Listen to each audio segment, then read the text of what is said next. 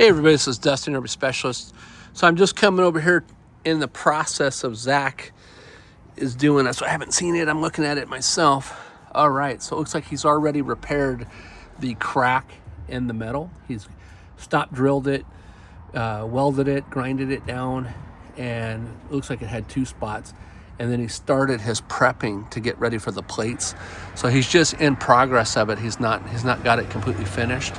But it did the same thing over there. He stop welded the cracks and got that in process.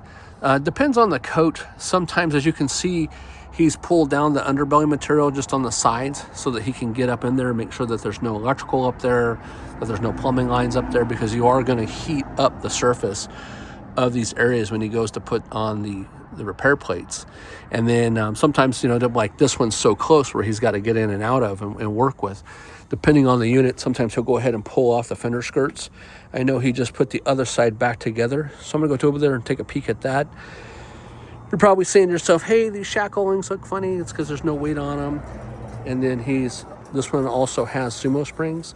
So if you've ever wondered like how these sumo springs go together, they're basically just a bolt. You can see that nut on the back side, and those just dampen on that box tube. So they just act as like bunt stops for, if you hit something that hard. So, but anyways, let me go check out the other side real quick. Probably want to know what year and model this is. This is a 12 of 2020. And so it's probably referred to as a 21. And it is a 303 RLS. So it's obviously here for that customer service campaign. Let's go check out this side and see how this looks. All right, so he's got the bracket all welded in place. And as you can see there, it's all painted back up. He's got another one over here. Same thing, he's had to cut and modify the bracket. Had to take those crossbars off for the side out.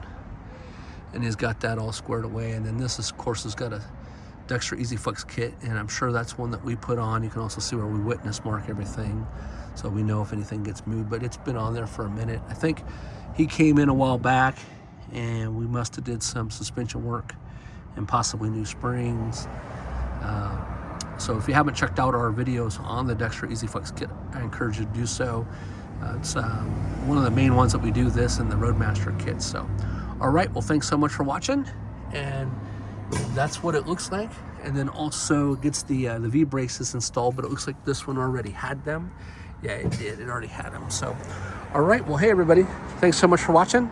And if you have got the customer satisfaction survey to do either the plates or the cracks, there's different procedures based off how high those cracks are.